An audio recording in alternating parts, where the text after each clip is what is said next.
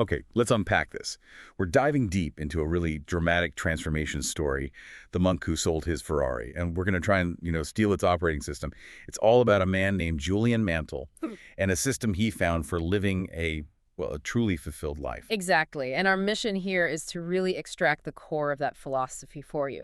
Julian brought back this ancient wisdom from the sages of Savannah, and it's built around a framework of 7 timeless virtues.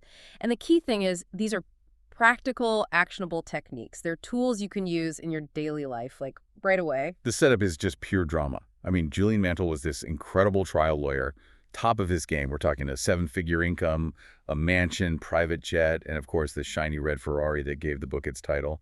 By any external measure, he was the definition of success. But the reality was pretty grim. At 53 years old, he looked almost 70. His whole life was just chronically out of balance, so much stress, terrible health, and this deep spiritual emptiness, the kind of emptiness a Ferrari just can't fill. It all came to a head, right? Oh, yeah.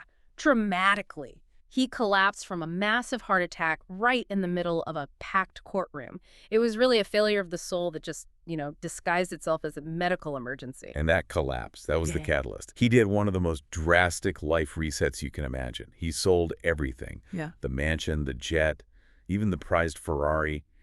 And he just took off. He went on this spiritual odyssey to India, looking for answers up in the Himalayas. And that's where he found them. The sages of Savannah and his mentor, a man named Yogi Raman. When Julian finally came back years later, he was almost unrecognizable. He looked 20 years younger, was just radiating this incredible vitality, and he was ready to share what he called the Savannan system. But he didn't just jump into it, did he? There was a condition first. He used that famous overflowing cup analogy. He poured tea into his friend's cup until it was spilling all over the place, just to make the point that you can't receive new knowledge until you first empty your mind of what you think you already know. It's such a foundational teaching, The idea that our own ego is the biggest block to learning. And the way Yogi Raman taught this system was just ingenious. It was all about memory. He embedded the entire system, all 7 virtues, inside this one bizarre mystical fable, so it stick. He built the wisdom right into a story. Okay, so let's empty our cups and get into that fable. Virtue number 1, master your mind. And the symbol for this is the magnificent garden. The garden is your mind. Simple as that. The sages taught that you have to be a gatekeeper for your own thoughts. If you nurture the garden, it flourishes. If you neglect it, weeds take over. Worry, anxiety, fear, they just choke everything out. And there's that staggering statistic about our thoughts. It is staggering. The average person has something like 60,000 thoughts a day. And here's the ticker. 95% of them are the exact same thoughts they had the day before. It creates these mental grooves that, just run your life on autopilot. So the philosophy is pretty ruthless then. Absolutely. You truly cannot afford the luxury of a single negative thought. In the ancient Savannan language, the character for worry was almost identical to the character for a funeral pyre. They saw worry as a kind of self-destruction. So how do you actually do it? How do you manage this mental garden? Yeah. It can't just be, don't worry. No, it's about training, consistent exercise. They taught 3 main techniques. The first is called the heart of the rose. You take a fresh rose, and for 5 to 20 minutes a day, you just silently contemplate its center. It sounds simple, but it's like a push-up for your attention span. It trains your mind to focus and resist distraction. And the second one tackles those old thoughts directly. Right. That's opposition thinking. The moment you catch an undesirable thought, what Julian called a negative slide, you immediately replace it with an uplifting one. Your mind can only hold one conscious thought at a time. You're literally ejecting the negative one. This all seems to feed into that bigger concept you mentioned, the idea of blueprinting. That's the core of it, really. Everything is created twice, first in the mind, the blueprint, and then in reality. Your outer world is just a mirror, a reflection of your inner world. If the blueprints are flawed, reality will be too. Master the garden, and you master the architect of your life. Okay, that mental foundation leads us straight to the second virtue, which is symbolized by the next thing in the fable, a lighthouse. And the lighthouse represents following your purpose. Or dharma, as it's called in Sanskrit. But it's really important to understand this isn't about your career. The lighthouse provides guidance because it shines on the clear goals you set for yourself across your whole life. So emotional goals, material, physical, and spiritual ones. Right, so happiness isn't the destination. It's the process of moving steadily toward those goals. Yeah. That sense of purpose is what gives you shelter when storms hit.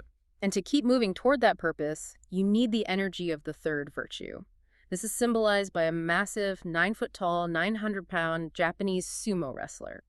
He represents Kaizen, the Japanese idea of constant and never-ending improvement. I love the story that goes with this one. Julian's mentor made him do 10 more push-ups after he was absolutely 100% certain he was done. Exactly. It was a physical lesson, a demonstration. It proved that the only limits on your life are the ones you set for yourself. Kaizen is about pushing into that zone of the unknown every single day. If you're not uncomfortable, you're not growing. It's how you tackle your fears, which are really just, mental monsters you've blueprinted yourself. Okay, but pushing into that zone, that takes serious willpower. How do we build that?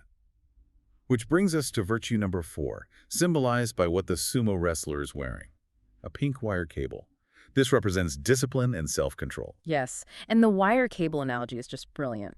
Willpower isn't something you're born with. You build it like a cable. Many thin, weak wires, so small, daily acts of discipline, they combine to form an inner will that's tougher than iron. There's that great African proverb, when spider webs unite, they can tie up a lion. Small wins compound. And the ultimate technique is just focus on your thoughts. Control the thoughts, you control the mind. Control the mind. You control your life and your destiny. Exactly. So if discipline is the cable, you need to know where to point it. Which brings us to the 5th symbol, a gold stopwatch. This represents respecting your time. Time, the great leveler. We all get 24 hours, no more, no less. And Julian learned that it's not about working more, it's about planning your time creatively. The trick is to schedule your personal, high-impact goals first. Time for reading, for family, for self-renewal. Treat them like a major business meeting. And that's where the ancient rule of 20 comes in, what we call the 80-20 rule. The idea is that 80% of your results and happiness come from just 20% of your activities. So your job is to identify the meat and just ruthlessly eliminate the fat. What's the fat in this case? Oh, gossiping, needless worry, doom scrolling, all the time spent just reacting instead of creating. The meat is things like enriching your relationships, taking care of your body, doing deep work that moves you closer to your dharma. If it's not in that top 20%, you should question it. So Julian gives a clear action plan for this, right? The magic formula. Dedicate 1 hour a day for 30 days to self-improvement. He calls them the 10 rituals for radiant living. Yeah. We can't go through all 10, but let's hit 4 of the most challenging ones. I start with the ritual of solitude. This is a mandatory period of silence every day, 15 to 50 minutes. For a guy like Julian, used to the noise of a courtroom, this was the hardest thing. But he said it was the only way he could connect to his creative source. Then there's the ritual of leave nourishment, a pure vegetarian diet.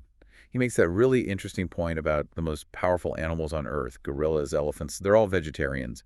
It connects pure energy to inner strength. Then you have the ritual of early awakening, rise with the sun. But the key detail here is fascinating. He said the 10 minutes before you fall asleep and the 10 minutes after you wake up are profoundly influential on your subconscious. So that 20-minute window, that's your prime blueprinting time. You have to feed your mind inspiring thoughts. No news, no stress. Precisely. And finally, the ritual of the spoken word. This is reciting mantras out loud. Things like, I am inspired, disciplined, and energized. You might say it hundreds of times. It literally transforms your self-image, which acts like a governor on your potential. If you don't believe you're worthy, your inner governor will make sure you fail. Okay, that brings us to virtue number 6, which is symbolized by fragrant roses. This is selflessly serving others. And this is where the story gets really emotional. It does. The core idea is a paradox. When you work to improve the lives of others, you indirectly elevate your own. He used a Chinese proverb. A little bit of fragrance always clings to the hand that gives you roses. It's about getting past your own ego. And this virtue is tied to the tragedy that really hollowed him out in the first place. He reveals that his little daughter was killed by a drunk driver. That unimaginable loss was the real root of why his old life unraveled. His whole spiritual search was really a journey to heal that pain. And that tragedy gave him such clarity, especially about family. The main lesson he brought back was so simple. Live your children's childhood. The greatest gift you can give them is your focused time and love. Because once that window closes, it's gone. For good. And that leads us to the final symbol, the 7th virtue, a path of diamonds. This represents embracing the present, living in the now. This is the pinnacle of the whole system. And the warning is critical, especially for high achievers. Never put off happiness for some future goal. Today is the only day you're guaranteed, so you have to live it fully. He taught this practice called the deathbed mentality. You ask yourself, what would I do today if this was my last? Wow. Yeah, that question just instantly shifts your priorities. You'd focus on what's meaningful, not on clearing out your inbox or sitting in pointless meetings. He tells the story of Peter and the magic thread. This boy gets a thread that can speed up time. He keeps pulling it, rushing through his life, always waiting for the next best thing until he's an old man who's missed everything. Peter gets a second chance in the story, but Julian's point is, we don't. This is it. So when you connect all those dots, you see the whole transformation, from a workaholic slave to the clock to a disciplined master of his own destiny.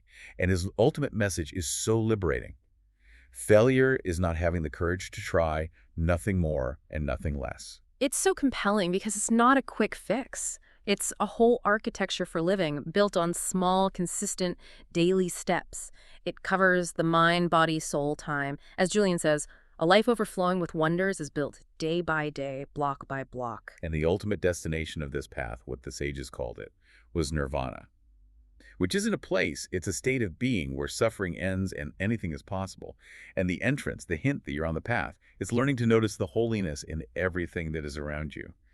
The divinity of a moonbeam or the laugh of a mischievous little child. Which leaves a powerful question for you to take with you right now. Based on that, what simple thing around you, right at this moment, a sound, a sight, anything, what might be a sign that you are already on the path to nirvana? Now go forth and contemplate your dharma.